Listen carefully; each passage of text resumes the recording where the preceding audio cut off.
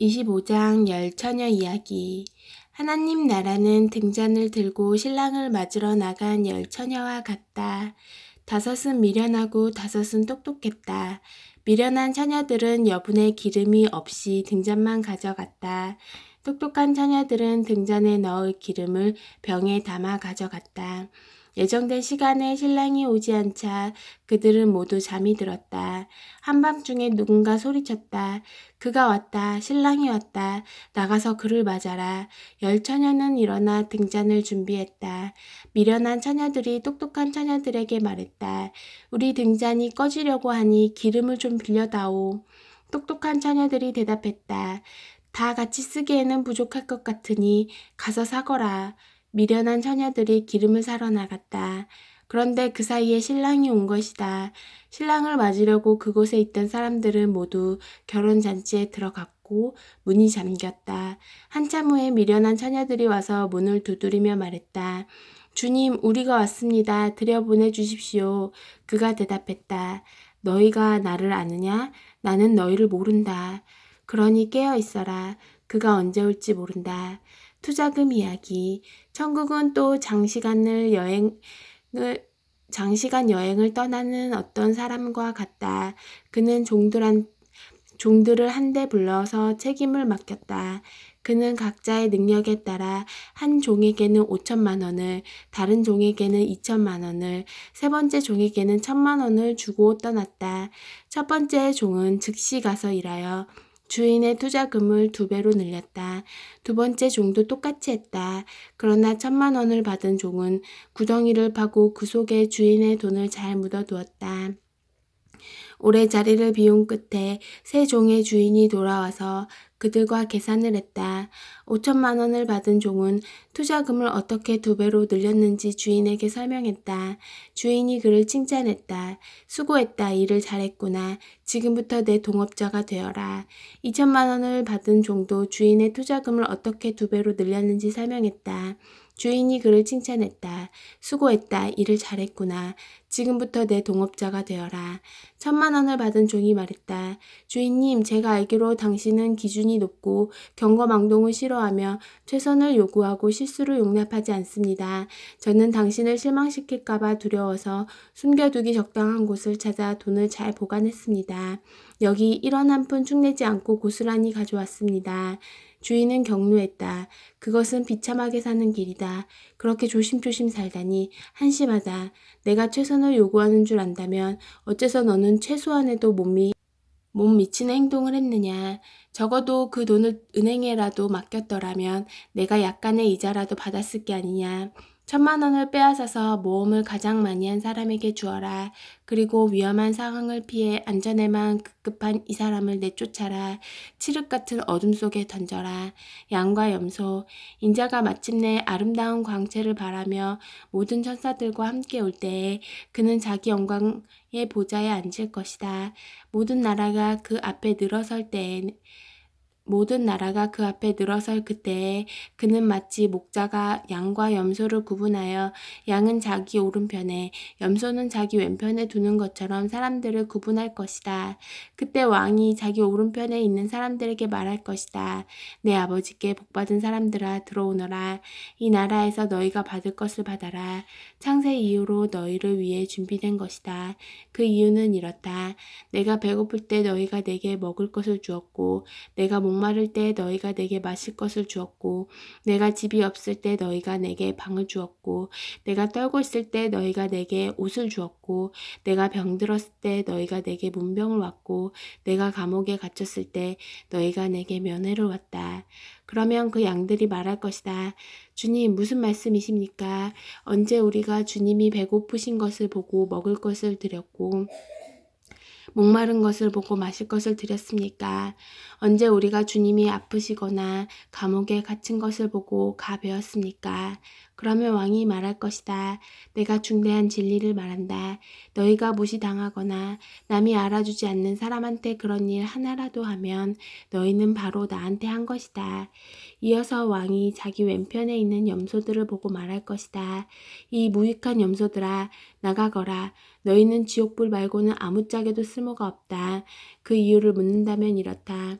내가 배고플 때 너희가 내게 먹을 것을 주지 않았고 내가 목마를 때 너희가 내게 마실 것을 주지 않았고 내가 집이 없을 때 너희가 내게 잠자리를 주지 않았고 내가 떨고 있을 때 너희가 내게 옷을 주지 않았고 내가 병들고 감옥에 갇혔을 때 너희가 내게 와보지 않았다. 그러면 그 염소들이 말할 것이다. 주님, 무슨 말씀이십니까? 언제 우리가 주님이 배고프시거나 목마르시거나 집이 없으시거나 떨고 계시거나 병드셨거나 감옥에 계신 것을 보고 도와드리지 않았습니까? 왕이 그들에게 대답할 것이다. 내가 중대한 진리를 말한다. 너희가 무시당하거나 남이 알아주지 않는 사람한테 그게 바로 나였다. 그런 일 하나라도 하지 않으면 너희는 바로 나한테 하지 않은 것이다. 염소들은 영원한 멸망으로, 양들은 영원한 상급으로 나아가게 될 것이다. 26장 값비싼 향유를 부은 여인. 예수께서 이 말씀을 마치시고 제자들에게 말씀하셨다. 이제 이틀 후면 유월절이다. 그때 인자가 배반당하고 넘겨져 십자가에 못 박힐 것이다. 그 순간에 대제사장과 종교 지도자들 무리가 가야바라 하는 대제사장의 집무실에 모여 예수를 몰래 잡아 죽이려는 음모를 꾸미고 있었다. 그들은 괜히 폭동이 나는 것은 싫다고 말하며 유월절 기간에는 그 일을 하지 않기로 뜻을 모았다. 예수께서 나병 환자 시몬의 손님으로 베다니에 계실 때 어떤 여자가 다가와서 저녁을 드시는 그분께 아주 값비싼 향유 한 병을 부었다. 제자들이 그것을 보고 발끈했다. 저렇게 한심한 일을 하다니. 그것을 큰 돈을 받고 팔아서 그 돈을 가난한 사람들에게 줄 수도 있었을 텐데. 예수께서 사태를 알아차리시고 끼어드셨다. 너희는 어째서 이 여자를 괴롭게 하느냐? 이 여자는 지금 나한테 말할 수 없이 소중한 일을 한 것이다. 가난한 사람들은 평생 동안 너희와 함께 있지만 나는 그렇지 않다.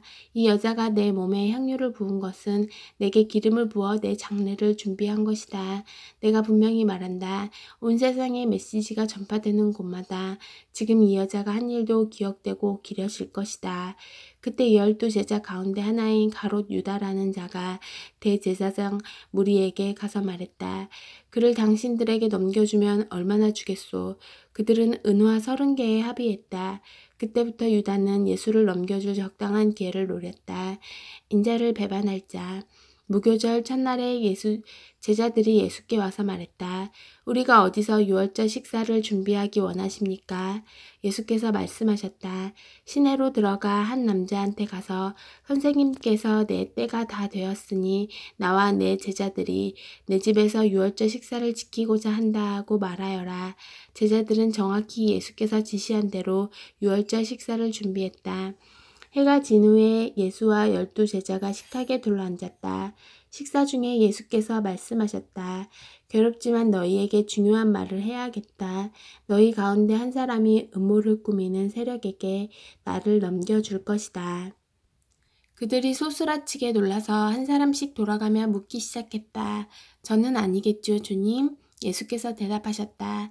나를 넘겨줄 사람은 날마다 나와 함께 먹는 사람이고 식탁에서 내게 음식을 건네주는 사람이다.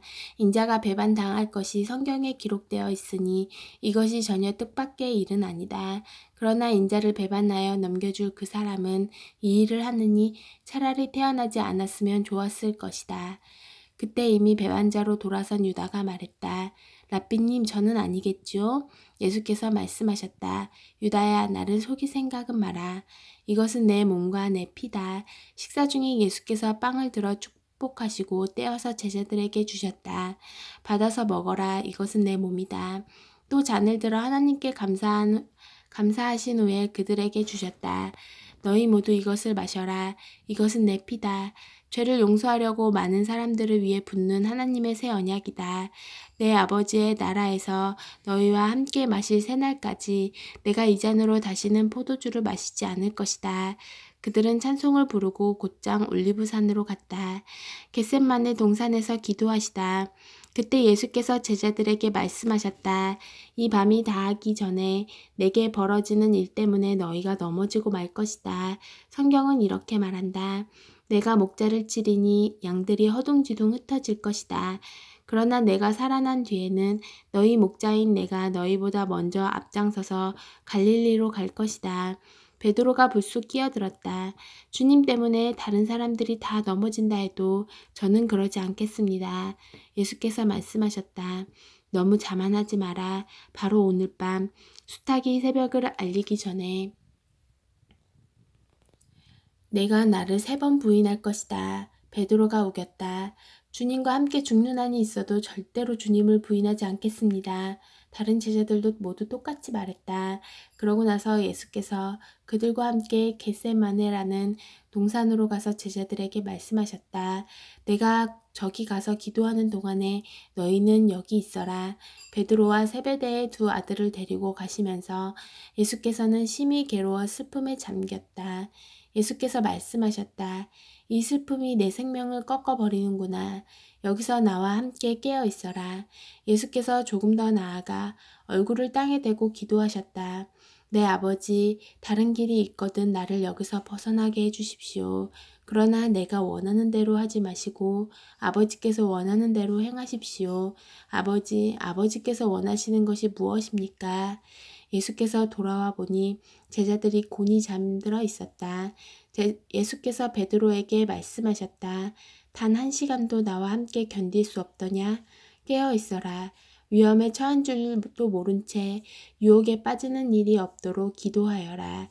너는 하나님 안에서 무엇이든 열심히 할 각오가 되어 있다만 한편으로는 난로가에 잠든 늙은 개처럼 나른하구나.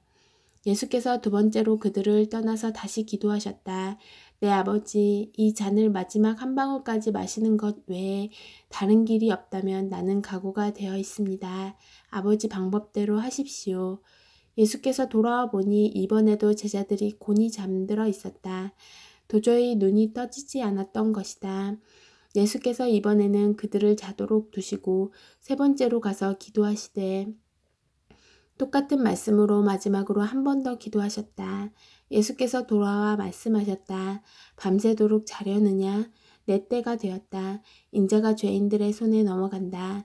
일어나라, 가자. 나를 배반할 자가 왔다. 예수께서 잡히시다.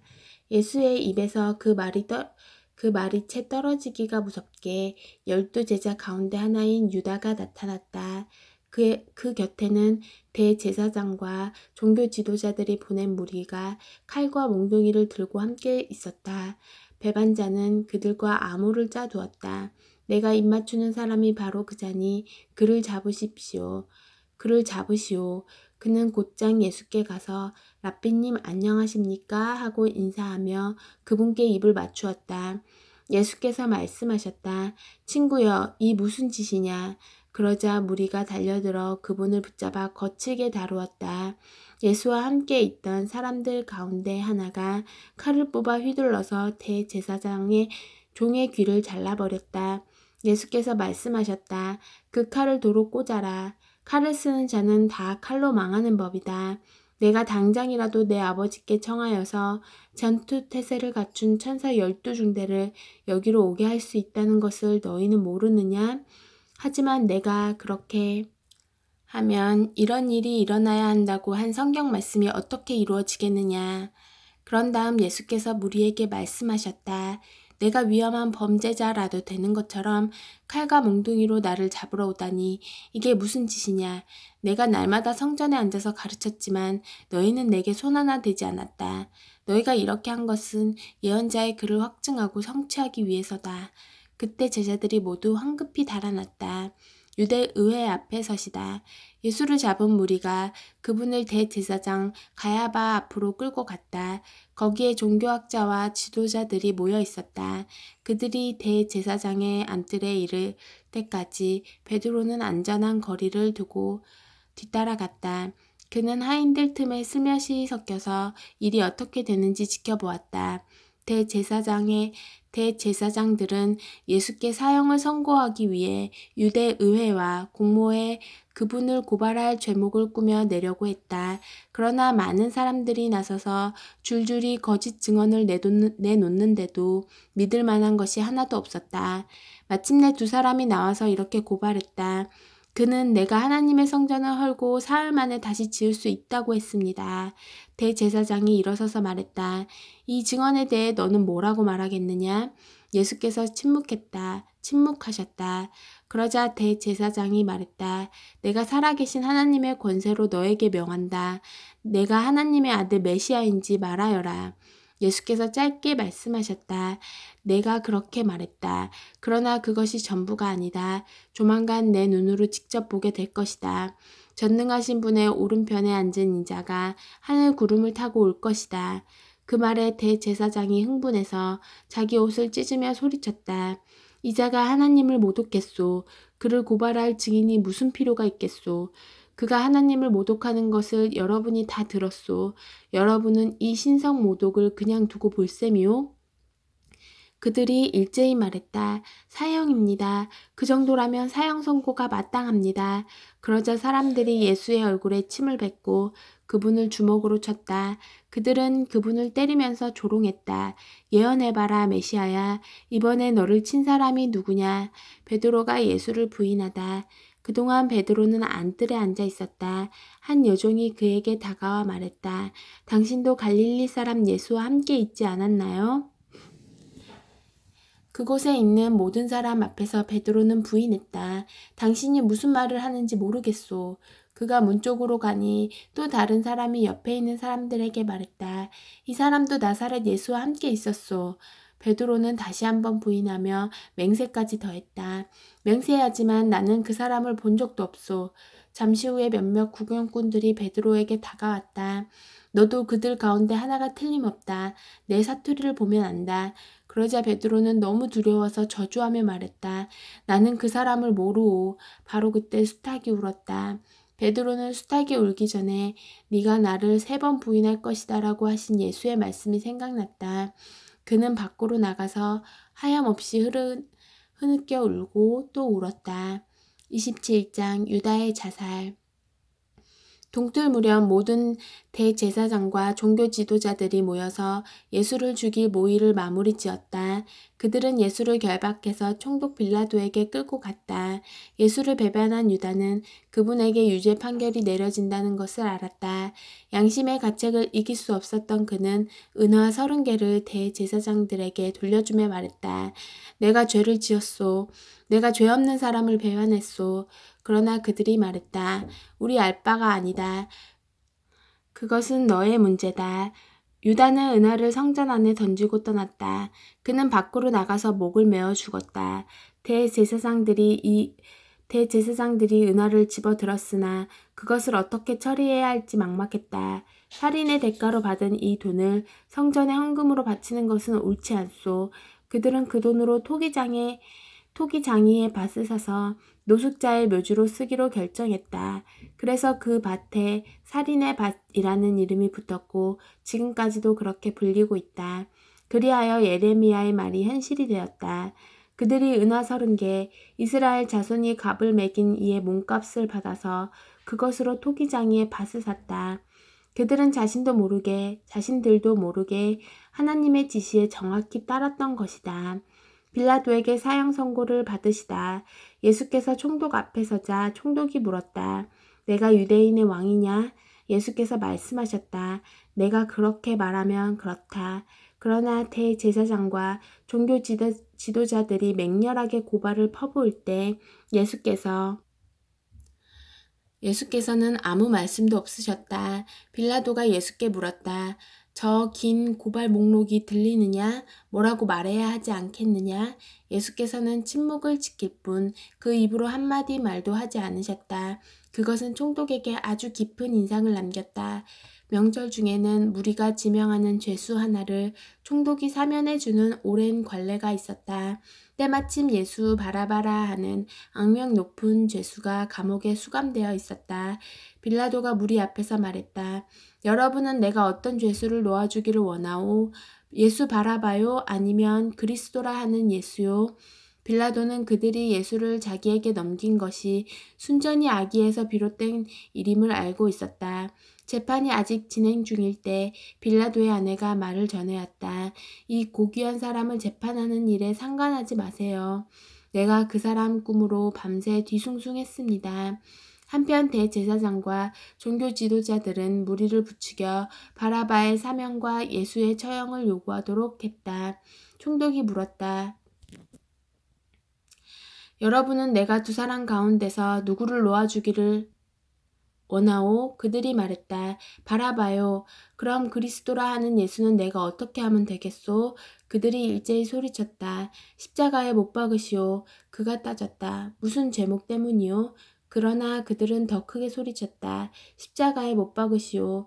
빌라도는 아무 성과도 없이 자칫 폭동이 나려는 것을 보고 대야에 물을 가져다가 무리가 다 보는 앞에서 손을 씻으며 말했다. 나는 이 사람의 죽음에 대한 책임에서 손을 떼겠소. 지금부터는 여러분 소관이요. 여러분이 재판관이고 배심원이요. 무리가 대답했다. 우리가 책임지겠소. 우리 자손들이 책임지겠소. 빌라도는 바라바를 사면해 주었다. 그러나 예수는 채찍질한 뒤에 십자가에 못 박도록 넘겨주었다. 십자가에 못 박히시다. 총독 수하의 병사들이 예수를 총독 관저로 데리고 들어가서 부대 전체를 모아놓고 히히덕거렸다.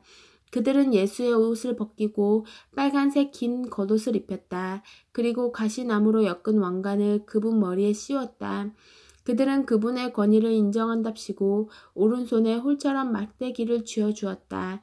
그리고는 그분 앞에 무릎을 꿇고서 예를 갖추는 신용을 하며 조롱했다. 유대인의 왕 만세. 그들이 말했다. 만세. 또 그들은 예수께 침을 뱉고 막대기로 그분의 머리를 때렸다. 실컷 즐기고 나서 그들은 겉옷을 벗기고 다시 그분의 옷을 입혔다. 그런 다음 십자가에 못 박으려고 끌고 나갔다. 가는 길에 그들은 시몬이라 하는 구레네 사람을 만나 그에게 예수의 십자가를 지게 했다. 해골 언덕이라 하는 골고다에 이르자 그들은 포도주와 모략을 섞어서 만든 가벼운 진통제를 예수께 주었다. 그러나 예수께서 맛보시고는 마시려 하지 않으셨다. 병사들은 예수를 십자가에 못 박고서 그분이 죽기를 기다리는 동안 그분의 옷가지를 나눠 가지려고 주사위를 던지며 시간을 보냈다. 그분의 머리 위에는 이 사람은 유대인의 왕 예수다 라고 쓴 팻말이 붙어 있었다. 예수와 함께 제수 두 사람도 십자가에 달렸는데 하나는 그분 오른쪽에 다른 하나는 왼쪽에 달렸다. 길을 가던 사람들은 슬픈 척 고개를 저으며 예수를 조롱했다. 성전을 헐고 사흘 만에 다시 짓겠다고 으스대던 내가 아니냐. 그러니 실력을 보여봐라. 내 자신을 구원해보라고. 내가 정말 하나님의 아들이면 그 십자가에서 내려와 봐라.